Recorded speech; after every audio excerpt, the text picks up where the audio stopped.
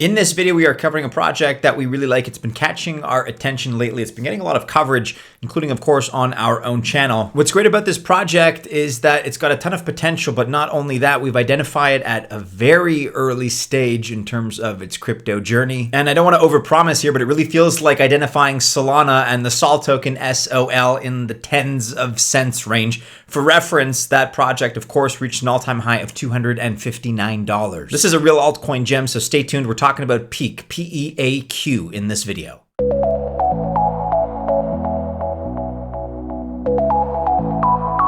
Welcome to the channel. My name is Maddie and this is Altcoin Buzz. All the best of luck if you choose to invest. I do wish you well. Just keep in mind that I'm not a financial or investment advisor, and as such, of course, this video is not official financial or investment advice. Okay, so before I really dive into what Peaq is as a project and why our research team thinks it's got super high potential, allow me to quickly mention here that Peaq just had its token generation event. That's its TGE on CoinList. The Peaq token launch was a community offering for CoinList users, and the registration ended on May 16th. Now, here's an interesting observation. Every bull season, CoinList provides crypto investors early access to some high potential tokens, and some of these tokens really do take off. They explode. Exactly like in 2020, when CoinList listed Solana at 22 cents, which of course later exploded into the $250+ range, which is a whopping 1,180 multiple.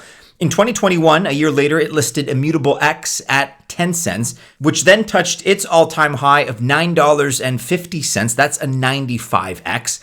Then a year later, in 2022, it listed Mina, Centrifuge, Affinity, and in 2024, it listed Ondo on May 12th, which is already sitting at a 10x ROI. So look, there is certainly something about CoinList. They've provably demonstrated an eye for the next big thing, the next big project. And this time, it could very well be Peaq. I'm going to be specifically exploring two strong reasons in support of that argument, but I first want to kind of do an overview, a wide-angle look at exactly what Peaq is and what it represents as a project. Listen up if you're watching this as a trader, because we have a great find for you. We found an exchange that gives you the best of both worlds. Want to trade spot markets on over 400 trading pairs without KYC? Now you can. Want to trade perpetual markets with over 150 trading pairs with KYC? You can also do that. The only exchange that we've seen in the market that lets you do both simple spot trading without KYC and perps trading with KYC globally is BYDFi.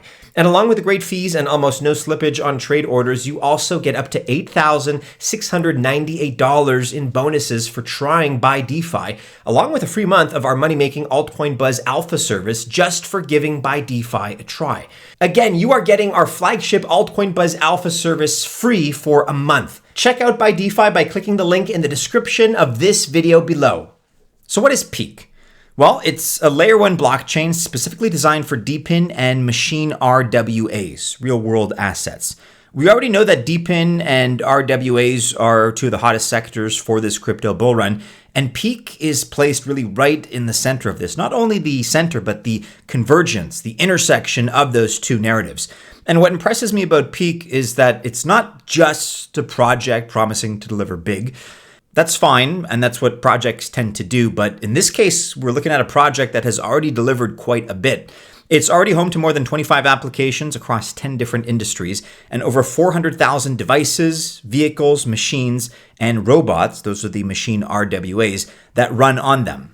Some of the examples of how Peaq is already powering projects that make automation more inclusive include the world's first tokenized robo-cafe, which was unveiled at Token 2049 in Dubai. That enables token holders to earn rewards from every cup of coffee it sells.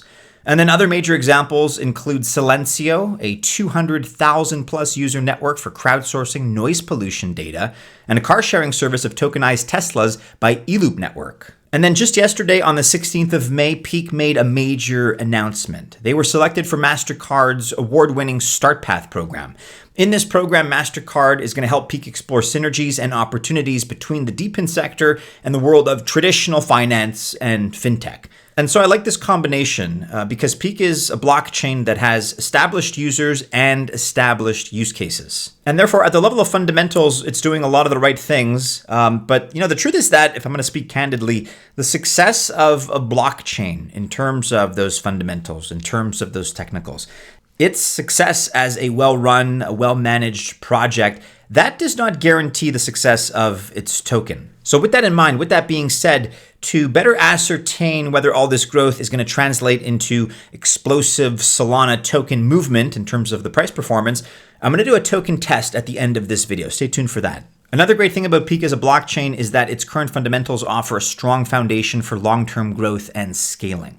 What do I mean when I say that? Well, look, at present, Peaq's network literally supports around 10,000 transactions per second. That's 10,000 TPS, which is much higher than what other robust networks like Visa and PayPal are able to handle. This means if and when the number of dApps and users grow, the network will not buckle. It will not go down in the same way Solana did.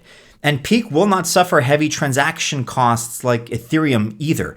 At present, its network fees are $0.00025. That's 0.025 cents, making it the perfect home for microtransaction-heavy apps that leverage real-world machines. In this context, I feel that as a blockchain, it's pretty clear that Peaq is going to be attracting DePIN and RWA project developers and, by extension, users.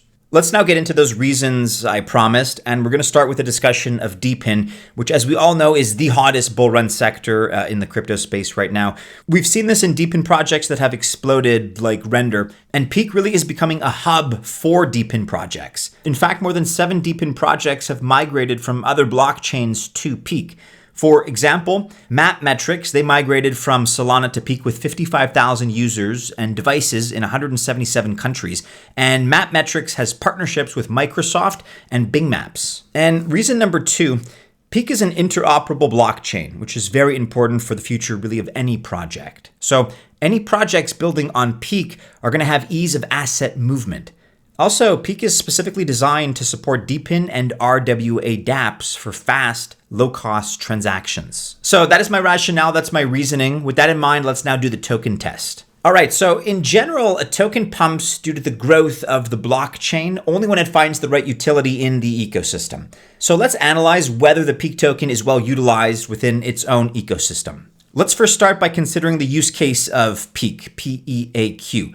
Just like Ethereum uses ETH as transaction fees, Peaq is used for transaction fee payment on the Peaq blockchain.